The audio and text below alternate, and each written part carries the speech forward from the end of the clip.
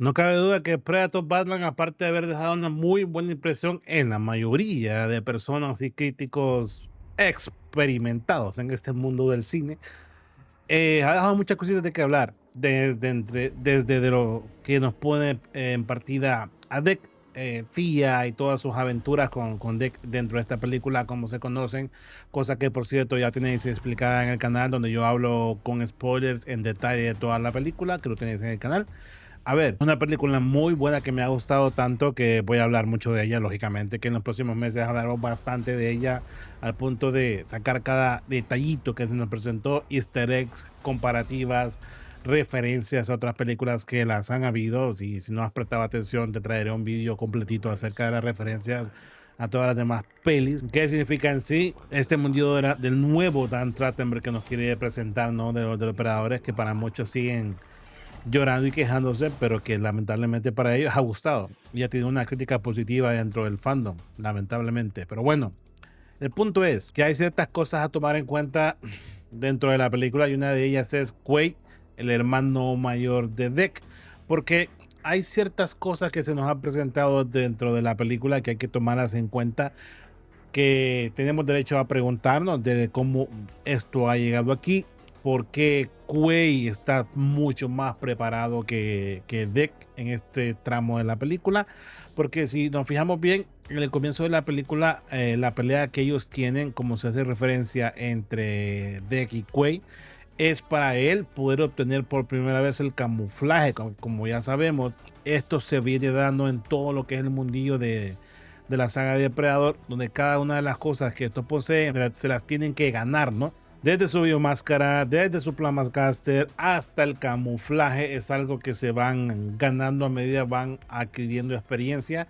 Y la batalla que tenían Deck y Quay dentro de la cueva, que prácticamente son los primeros 20 minutos de la película, es literalmente para eso, para que Deck pueda pasar su prueba y pueda obtener su camuflaje por primera vez, cosa que vemos en Quake a la hora de pelear, que y aparte de su biomáscara y aparte de sus armas, su armamento, aparte de su nave, aparte de todo el salón de trofeos que este posee, la pregunta que nos tenemos derecho a llegarnos a preguntar realmente qué tipo de rango tenía este depredador dentro de este mundo, cosa que vamos a explicar también y vamos a tratar de entender, porque los rangos es otra cosa que no se nos ha explicado todavía en este mundillo del nuevo lore de Dan Trachtenberg. Todavía no sabemos en profundidad qué es lo que nos quiere dar a entender Dan Trachtenberg con respecto a todo el orden jerárquico que hay dentro del universo expandido de los depredadores, ¿no? Por primera vez estamos viendo esto en la película o en live action de parte de Dan Trachtenberg. Vimos a un depredador en Prey, Feral Predator, con camuflaje, con un tremendo arsenal de armas, cosa que nos da a entender que entre Feral y Deck, Feral tenía un poco más de rango que Deck en ese mundillo. O sea, podríamos considerar que Deck es prácticamente el último de todo este clan que se nos está presentando en el lore de Dan Trachtenberg, ¿no? Aquel que viene comenzando, aquel que viene dando los primeros pasos de ascensión en la jerarquía Yauja. ¿Por qué? Porque también al principio de la película, cuando la pelea ha acabado, donde Quaid derrota a Deck en este entrenamiento que ellos tenían, ya estando en la nave podemos ver varias cosas, y si somos detallistas nos vamos a fijar muy bien en que una de ellas son todos los trofeos que tenía Quay en su nave, que incluían los Harvesters del Día de la Independencia, Tiranosaurio Rex de la época de los dinosaurios y muchos otros más que ya hemos discutido anteriormente en este canal.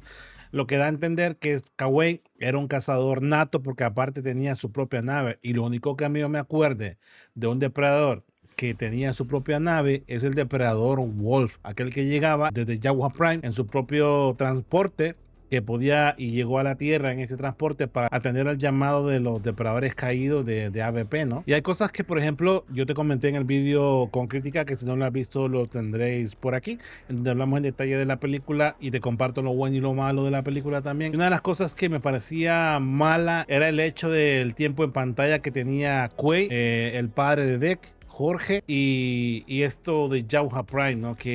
Me hubiese gustado ver un poco más de ellos en pantalla, más por ver el recorrido que ha tenido Quay en este universo, ¿no? Que aparte de tener una nave, tienen su propio plasma caster, tienen su propio salón de trofeos y su propio armamento en la pared. O sea, te insta a pensar de que podía ser considerado un depredador élite en esta película, ¿no? O en Jauja Prime. Pero al final, por ejemplo, son cosas de que todavía no se nos han explicado ni se nos han aclarado más de lo que sabemos del universo expandido.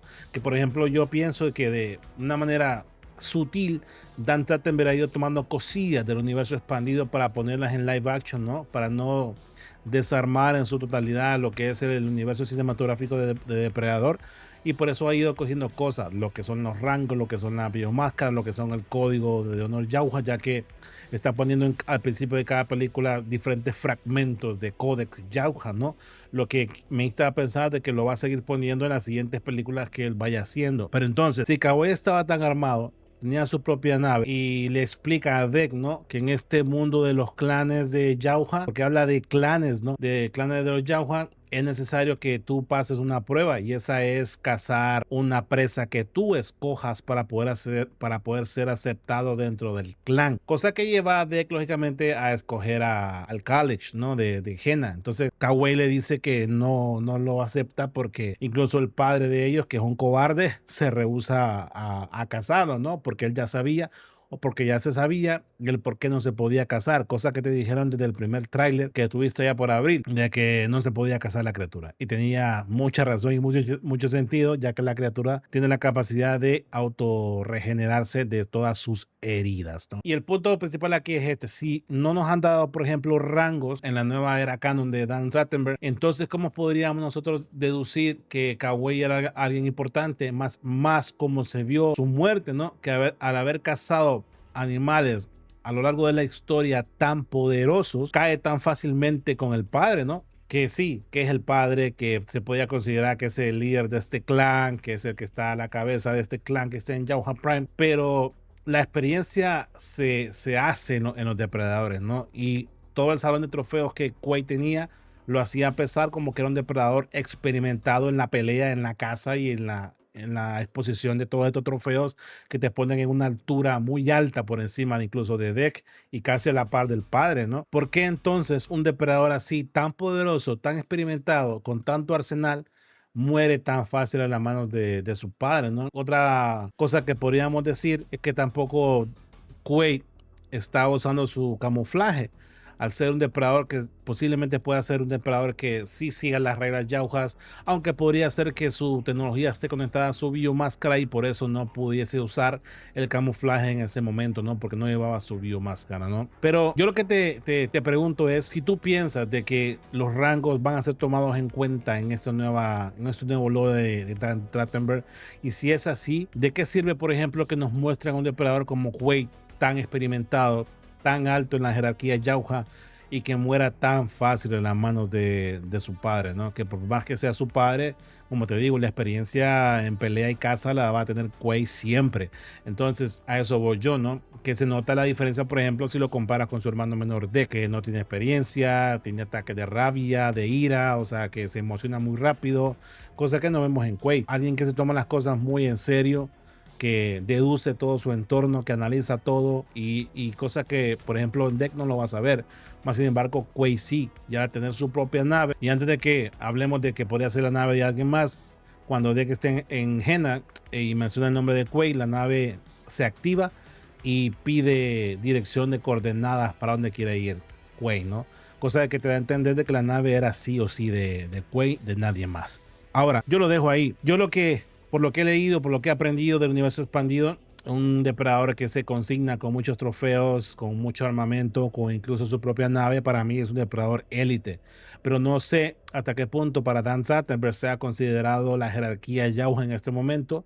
No sé si nos las quiere presentar de esta manera. No sé si lo veremos en el futuro. Ahora, por los momentos, ahora viene las hembras Jauja, o eso es lo que parece. Pero de esto te hablaré lógicamente en otro vídeo más. Por ahora, te dejo vídeos para que puedas informarte un poco más de lo que va la película.